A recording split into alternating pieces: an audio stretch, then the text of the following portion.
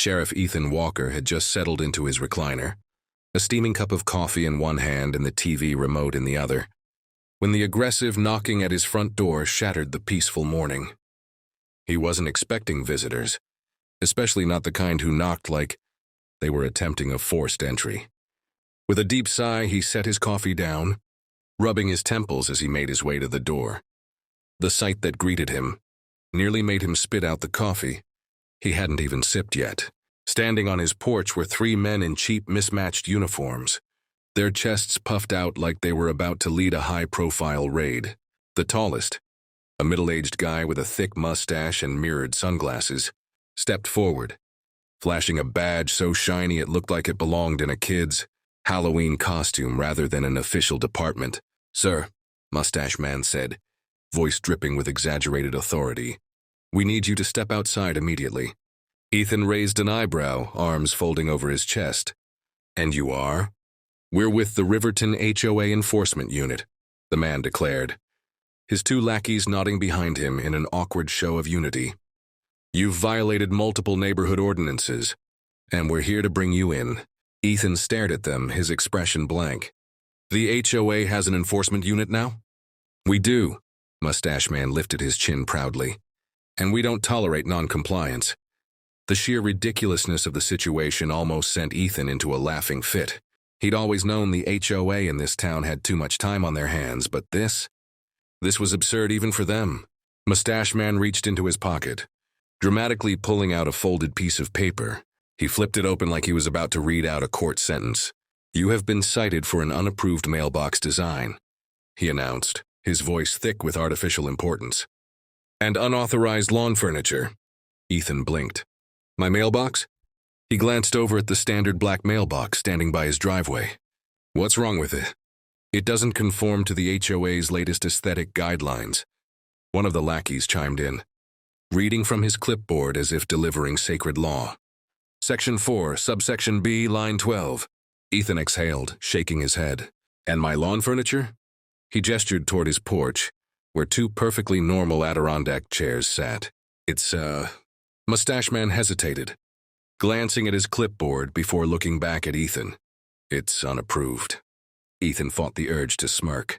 "So let me get this straight.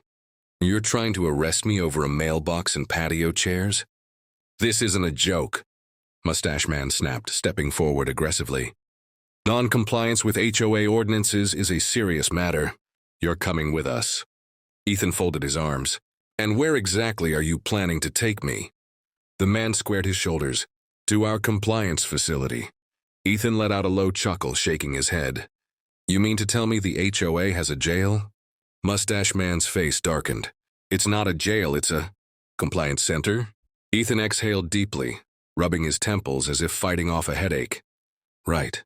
Well, gentlemen, I'd love to stay and play along, but I have better things to do." Mustache Man's patience snapped. "That's it. Turn around and put your hands behind your back." Ethan didn't move. "Or what?" One of the lackeys stepped up, pulling out a flimsy pair of plastic handcuffs. Ethan could tell just by looking at them that they'd snap if he sneezed too hard. "Do it now, sir, or we'll be forced to take action." Ethan sighed again, shaking his head. "All right." But instead of complying, he casually reached down to his hip, not for a weapon, but for the small radio clipped to his belt. With a quick press of the button, he sent out a silent distress signal to his deputies, all while keeping eye contact with the so-called officers. Mustache Man grinned, clearly thinking he had won. "That's right," he sneered. "You're learning your place." Ethan smirked. "Oh, I know my place." As the lackey stepped forward to slap the plastic cuffs on him, Ethan moved. In a single swift motion, he grabbed the man's wrist, twisted it behind his back, and spun him toward the nearest car.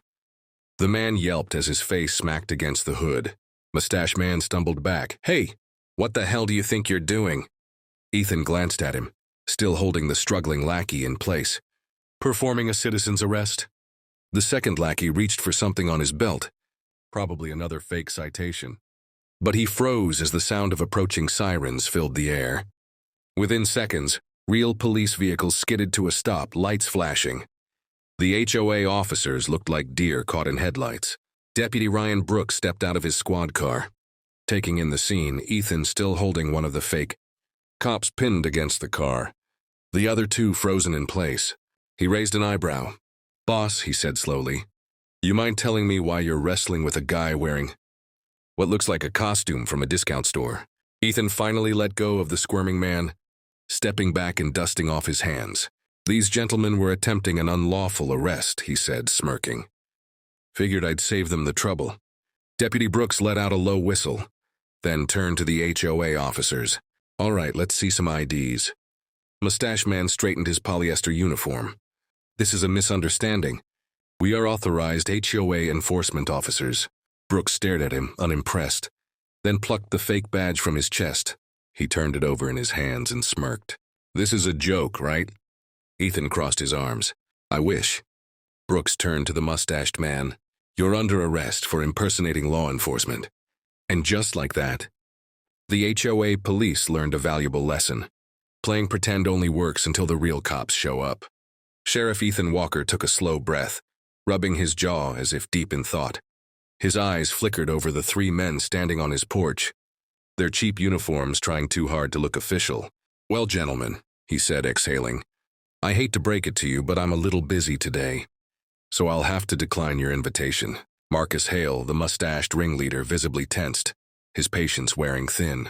"That's it," he snapped. "Turn around and put your hands behind your back." Ethan didn't budge. Instead, he cocked his head, crossing his arms lazily. Or what? One of Hale's lackeys, Travis Moore, took a bold step forward, fumbling with a flimsy pair of plastic handcuffs that looked like they might snap if you sneezed too hard. "Do it now, sir," Travis threatened, puffing out his chest. "Or we'll be forced to take action." Ethan sighed, shaking his head. "All right." But instead of obeying, he subtly reached down to his belt, not for a weapon, but for the small radio clipped to his side. With a simple press of the button, he sent out a silent distress signal to Deputy Ryan Brooks, all while maintaining eye contact with the so-called officers. Hale smirked, mistaking Ethan's lack of resistance for surrender. "That's right," he sneered. "You're finally learning your place." Ethan let out a quiet chuckle. "Oh, I know my place." The moment Travis Moore stepped forward to slap the cuffs on him, Ethan moved. With one swift motion, he grabbed the man's wrist, twisted it behind his back, and spun him toward the nearest car. The man yelped as his face smacked against the hood with a solid thud. Hale took a step back in panic. "Hey, what the hell do you think you're doing?" Ethan kept his grip firm, holding the struggling man in place. "Performing a citizen's arrest?" The second lackey, Derek Lewis, reached for something on his belt, probably another fake citation book or laminated nonsense. But before he could act, the distant wail of sirens cut through the morning air. The HOA enforcers froze. The sirens grew louder, flashing red and blue lights reflecting off the houses as two squad cars skidded to a stop in Ethan's driveway. Hale and his lackeys looked like deer caught in headlights, their smugness vanishing instantly. Deputy Ryan Brooks stepped out of his vehicle, resting one hand on his duty belt. His gaze flicked between Ethan, who was still holding Travis Moore, pinned against the car, and the other two men standing stiff as statues. Raising an eyebrow, he said, "Boss, you mind telling me why you're wrestling with a guy who looks like he got his uniform from a costume shop?" Ethan finally let go of Travis, stepping back and brushing off his hands. "These gentlemen were attempting an unlawful arrest," he said with a smirk. "Figured I'd save them the trouble of doing it the hard way." Ryan let out a low whistle, turning his attention to the HOA enforcers. "All right," he said, crossing his arms. "Let's see some IDs." Marcus Hale puffed out his chest, trying to reclaim some authority. "This is a misunderstanding. We are authorized HOA enforcement officers." Ryan stared at him for a long moment, then casually reached out and plucked the fake badge from his chest. Turning it over in his hands, he examined the poorly engraved lettering before looking back up at Ethan. "This is a joke, right?" Ethan, still enjoying the show, chuckled. "I wish." Ryan let out a slow chuckle before turning back to the so-called officers. "You're under arrest for impersonating law enforcement." The three men stood in stunned silence as reality crashed down on them, and just like that, the neighborhood's self-proclaimed enforcers learned a valuable lesson. Pretending to be cops only works until the real ones show up. Deputy Ryan Brooks stared at the man standing before him, unimpressed. Marcus Hale was trying to recover from the mess he'd walked into, straightening his cheap polyester uniform, as if that would help restore any credibility. "There's been a misunderstanding," Hale said, puffing out his chest. "We are authorized HOA enforcement officers, and we were simply carrying out our duties." Ryan let out a slow breath, then reached forward and plucked the shiny badge from Hale's chest. Turning it over in his hands, he read the words engraved on it, HOA Compliance Officer. Ryan raised an eyebrow and turned to Sheriff Ethan Walker, who stood beside him, arms crossed, clearly enjoying the show. "This is a joke, right?" Ryan asked. Ethan smirked. "I wish." Hale, still clinging to the last shreds of authority, squared his shoulders. "We have full legal authority to issue citations and enforce community standards." Ryan tilted his head. "Yeah? And which department issued these fancy badges?" Hale hesitated before muttering. "The Homeowners Association Security Division." Ryan snorted. "That's not a thing." The second lackey, Travis Moore, still rubbing his wrist from Ethan's takedown, jumped in. "It is. We were given jurisdiction over all properties in this neighborhood." Ryan glanced at Ethan. "Boss, did you sign off on that?" Ethan chuckled. "Nope." Ryan turned back to Hale and his lackeys. "Well then, I guess you're just some guys running around playing dress-up." Hale's face darkened. "You don't understand. We were only enforcing compliance. We have every right to detain rule breakers." Ethan took a step closer, his expression turning ice cold. "Detain?" he repeated. "You tried to arrest me over a mailbox." Hale hesitated, realizing how ridiculous that sounded. "Well, technically." "There's no technically about it," Ethan cut him off. "You tried to put cuffs on me. That's impersonating law enforcement. And depending on how you plan to detain me, we could be talking about unlawful restraint or worse." Ryan folded his arms. "So let's start with some real names and IDs." The three men exchanged nervous glances before reluctantly handing over their wallets. Ryan flipped through them, then let out a short laugh. "You're going to love this one, boss." He turned to Ethan. "Not a single one of them is a registered security guard. They don't even have basic certifications." Ethan sighed dramatically. "You're telling me they're not even rent-a-cops?" Ryan shook his head. "Nope, just some guys in cheap uniforms playing sheriff." Hale shifted uncomfortably. "Look, we were just following orders." Ethan narrowed his eyes. "Whose orders?" Hale hesitated before muttering, "The HOA board." Ethan crossed his arms. "Got any paperwork to prove that?" Travis Moore quickly dug into his pocket and pulled out a crumpled document. Handing it over, Ryan took one look and scoffed. "This isn't a contract," he said, waving it in the air. "This is a volunteer neighborhood watch form." Ethan shook his head in disbelief. "So let me get this straight. You three thought this meant you could run around pretending to be cops and extorting homeowners?" Hale's lips pressed into a thin line, but the color draining from his face told Ethan everything he needed to know. Ryan reached for his radio. "Dispatch, we're gonna need a transport unit. Looks like we've got some new residents for the county jail." As Hale and his lackeys were cuffed and led to the patrol cars, Ethan turned to Ryan with a smirk. "You think the HOA board wants to weigh in on this?" Ryan chuckled. "Oh, I hope they do." And just like that, the neighborhood enforcers learned a hard lesson. Impersonating cops only works until the real ones show up. Ethan Walker folded his arms, his sharp gaze fixed on Marcus Hale, who was visibly sweating now. "It wasn't extortion," Hale muttered through clenched teeth.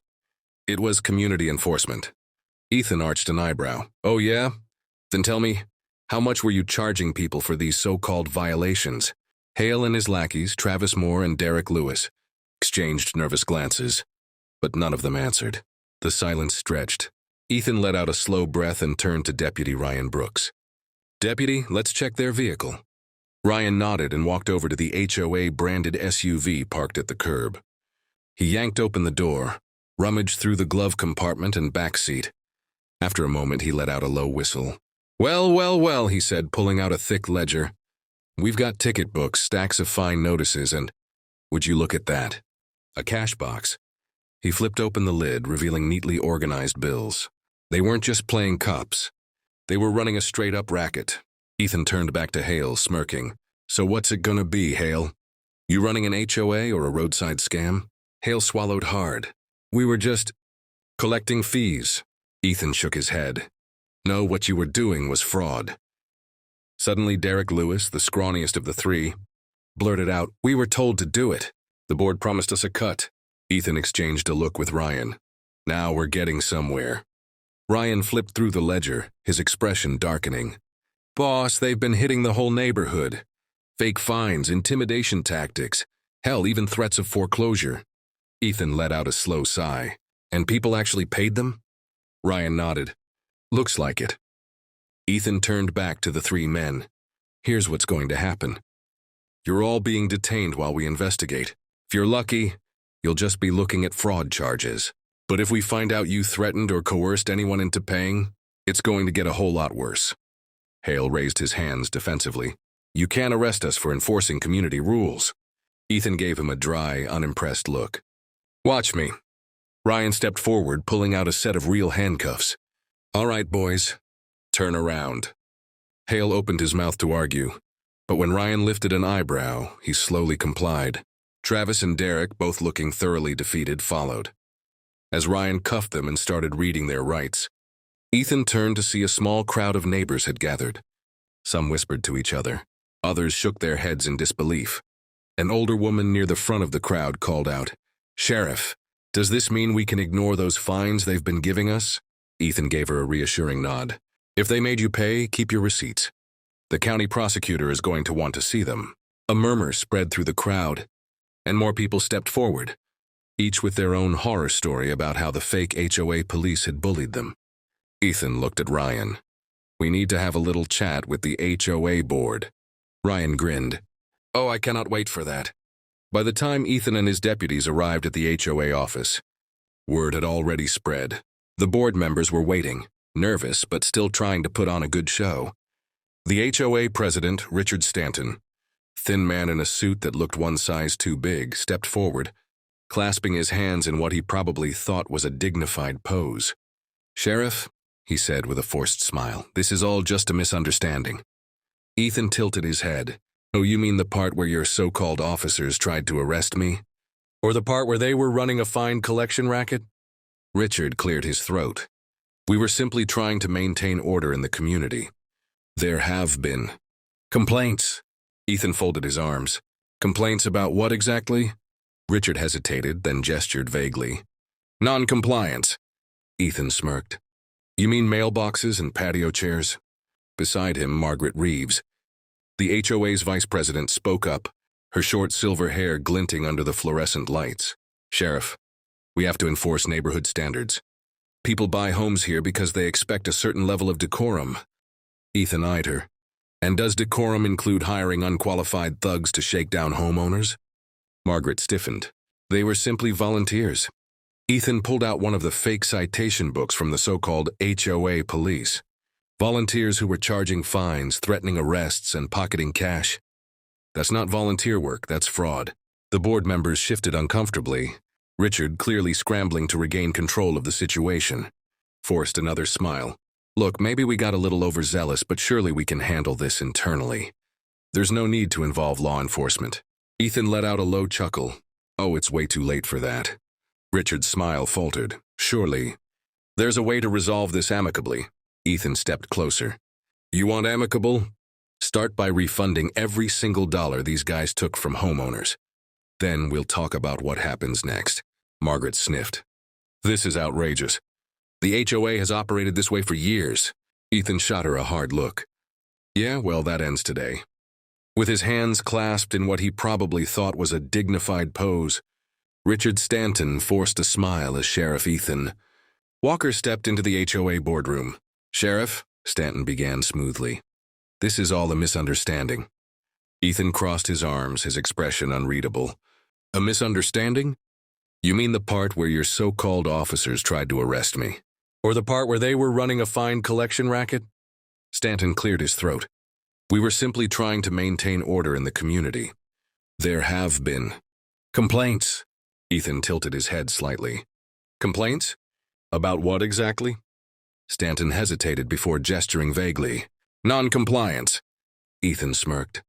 Ah, you mean mailboxes and patio chairs? Margaret Reeves, a woman with short silver hair, stepped forward, her lips pressed into a thin line. Sheriff, we have to enforce neighborhood standards. People buy homes here expecting a certain level of decorum. Ethan turned his sharp gaze on her. And does decorum include hiring unqualified thugs to shake down homeowners? Margaret stiffened. They were simply volunteers. Ethan pulled out one of the fake citation books from Marcus, Hale's confiscated stash, volunteers who were charging fines, threatening arrests, and pocketing cash. That's not volunteer work. That's fraud. The board members exchanged uneasy glances. Stanton, clearly grasping at straws, forced another smile. Look, maybe we got a little overzealous, but surely we can handle this internally. There's no need to involve law enforcement. Ethan let out a low chuckle.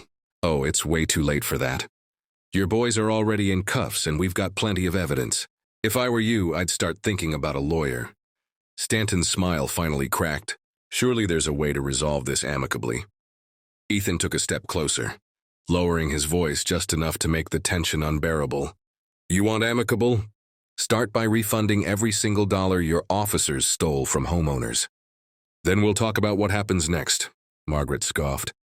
This is outrageous. The HOA has operated this way for years. Ethan's stare hardened. Yeah, well, that ends today. By the time Ethan walked out of the HOA office, the board members looked like they had just received a death sentence. He knew they weren't going to walk away from this, not if he had anything to say about it. Back in the neighborhood, the scene had turned into a full-on block party. People stood on their lawns chatting animatedly, swapping stories about their own encounters with the fake HOA police. Some were laughing, others fuming. An older man in a golf cap approached Ethan. Sheriff, they fined me. $200 last month for excessive yard decorations. He gestured toward his modest front lawn, which had nothing but a bird feeder and a small garden gnome. A younger woman stepped up next. They charged me $300 for parking my car in my own driveway overnight. Another neighbor groaned. I had to pay $500 because my grass was 1 inch too high, and they threatened to double it if I didn't cut it within 24 hours. Ethan shook his head, suppressing a chuckle. Y'all are getting your money back one way or another. The crowd erupted in cheers. Someone popped open a beer and handed it to Ethan, who accepted it with a smirk. Ryan walked over, looking highly amused. This might be the first time I've seen a sheriff's investigation turn into a community festival. Ethan took a sip of his beer, glancing around at the celebrating neighbors. People love seeing justice served. Ryan smirked. Well, you're about to love this. Just got word from the prosecutor's office. They're looking into felony fraud charges against the entire HOA board. Ethan raised an eyebrow. Now that's music to my ears. Ryan held up a thick file. Oh, and it gets better. We pulled the HOA's financial records. Guess who's been skimming money off the top? Ethan leaned in. Don't tell me. Ryan grinned. Your buddy in the cheap suit, Richard Stanton. He's been pocketing thousands. And guess where a big chunk of that money was going? Ethan smirked. Straight into those fake cops' pockets? Ryan nodded. Ethan let out a low whistle. Well, well. Looks like we're making another set of arrests. The crowd roared in approval, neighbors cheering and exchanging stories about how the HOA had been scamming them for months. Someone even popped open a beer and handed it to Sheriff Ethan Walker, who accepted it with a grin. Ryan Brooks strolled over, arms crossed, shaking his head in amusement. I think this is the first time I've ever seen a criminal investigation turn into a block party. Ethan took a sip of his beer, glancing at the celebrating neighbors. People love seeing justice served. Ryan smirked. Well, you're about to love this, see? I just got off the phone with the prosecutor's office. They're officially filing felony fraud charges against the entire HOA board. Ethan raised an eyebrow. Now that's the kind of news I like to hear. Ryan held up a thick file. Oh, and it gets even better. We pulled the HOA's financial records. Guess who's been skimming money off the top? Ethan leaned in. Let me guess. Richard Stanton. Ryan grinned. Bingo. He's been pocketing thousands. And guess where most of that money was going? Ethan sighed, already knowing the answer. Straight into those fake cops' pockets. Ryan nodded. Ethan let out a low whistle. Well, well. Looks like we're making another round of arrests. Within hours, Stanton and his accomplices were being hauled into squad cars, looking just as stunned as the fake security officers. Neighbors gathered to watch, some clapping as the handcuffs clicked into place. As Ethan leaned against his truck, an older man in a golf cap wandered over. "Sheriff, you ever thought about running for mayor?" Ethan chuckled. "I think I'll stick to law enforcement." The man winked. "Well, if you change your mind, you've got my vote." Ethan smirked. "Let's just get this neighborhood back to normal first."